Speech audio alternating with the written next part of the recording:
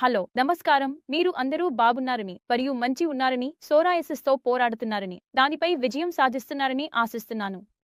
ఈ రోజు ఈ వీడియోలో నేను మీతో మాట్లాడటానికి వచ్చాను కాలిక మార్పుల గురించి. ఎందుకంటే ఇప్పుడు సీజన్ మారబోతుంది, చలికాలం వచ్చింది.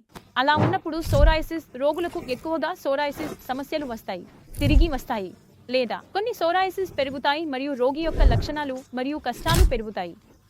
కానీ ముందుగా ఇది ఎందుకు జరుగుతోందో అర్థం చేసుకోవాలి మరియు ఇది జరుగుతున్నా దీని నుండి ఎలా తప్పించుకోవాలో మరియు మా సోరాయసిస్ను పునరుద్ధరించుకోవాలి మరియు ఓటమి తెలుసుకోవాలి. కాబట్టి చలికాలం వస్తే మన చుట్టూ ఉన్న వాతావరణం గాలి పొడిగా మారుతుంది, చల్లగా మారుతుంది.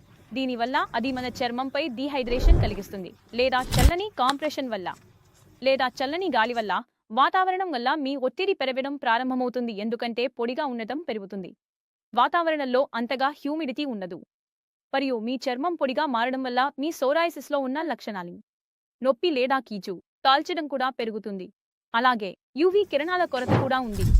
మీకు అంతగా సూర్యకాంతి అందడం లేదు, ది కూడా అందడం లేదు, మొత్తం చల్లగా అనిపిస్తుంది. కాబట్టి దాని వల్ల కూడా మాస్టర్ తగ్గడం వల్ల యూవీ కిరణాలు తగ్గడం వల్ల మీ సోరాయసిస్ పెరుగుతుంది మరియు మీ లక్షణాలు ఎక్కువగా కనిపించడం ప్రారంభమవుతుంది. ఫ్లేరప్లు పెరుగుతాయి మరియు మీ కష్టాలు పెరుగుతాయి. అలాంటి సమయంలో మీరు ఏమి చేయాలి?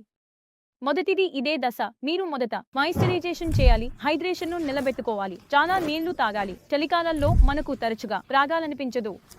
మనం నీళ్లు తాగడం అలవాటు చేసుకోవాలని అనుకుంటున్నామా? దయచేసి మీరు నీటిని నిరంతరం ఉంచండి. మీరు ఇప్పుడన్నట్లుగా మీకు 8-10 గ్లాసులు నీళ్లు తాగాలి మరియు హైడ్రేషన్ ను లాక్ చేసి ఉంచడానికి ప్రయత్నించాలి.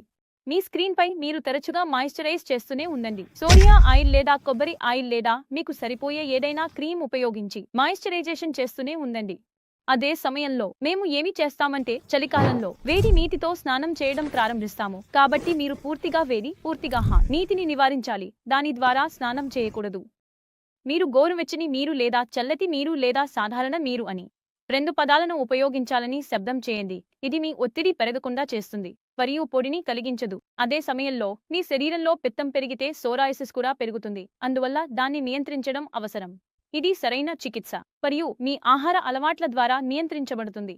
మీ సోరాయసిస్ మెరుగుపడుతున్నట్లయితే మీరు ఏదైనా తినవచ్చు అని అనుకోకండి. చలికాలం వచ్చింది, మేము నాన్ వెజ్ తింటాము, మేము మద్యం తాగుతాము, మేము వైన్ తాగుతాము. ఈ అన్ని తప్పులు కూడా మా సోరాయసిస్ను పెంచుతాయి. మీరు ఈ తప్పును చేయకూడదు. మీరు నాన్ వెజ్, మద్యం, బయట ఆహారం లేదా ఏదైనా డైరీ ఉత్పత్తి లేదా మీకు అనుకూలంగా లేని మరియు మీ సోరాయసిస్ను పెంచే ఏదైనా తీసుకోకూడదు. ఈ విషయంపై ప్రత్యేకంగా దృష్టి పెట్టాలి. మీరు ఇంటర్మిటెంట్ ఫాస్టింగ్ చేయవచ్చు లేదా వారానికి 12 సార్లు ఫాస్టింగ్ చేయవచ్చు. ఇది మీ సోరాయసిస్ను పునరుద్ధరించడంలో సహాయపడుతుంది, త్వరగా పునరుద్ధరించడంలో సహాయపడుతుంది. అలాగే మీరు ఈ విషయాలను గమనించాలి. మీరు అనారోగ్యంగా ఉండకూడదు. చలికాలం వస్తే దగ్గు, జలుబు సాధారణంగా వస్తాయి, జ్వరాలు సాధారణంగా వస్తాయి. కాబట్టి ఈ సమయంలో చల్లని పదార్థాలను తీసుకోకూడదు, చల్లని నీళ్లు తాగకూడదు. ఈ విషయాలను గమనించండి. మీరు పసీనం వస్తే చల్లని పదార్థాలు తినకండి. ఆహారంలో మిస్కాంబినేషన్లు ఉండకూడదు.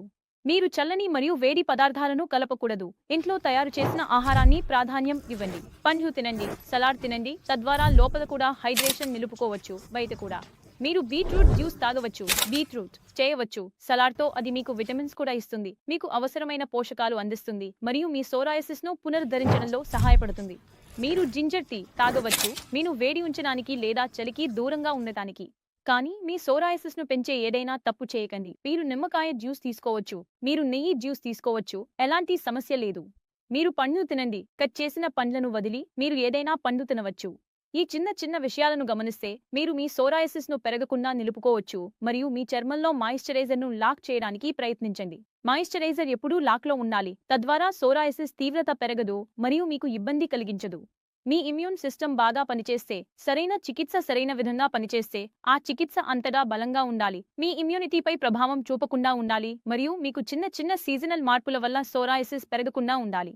ఈ ఇమ్యూన్ సిస్టమ్ మీకు అనుకూలంగా పనిచేస్తే మీ సోరాయసిస్ రీలాప్స్ కూడా ఉండదు, పెరగదు మరియు చలికాలంలో మీకు ఎదురయ్యే సమస్యలు మీకు ఎదురవ్వవు.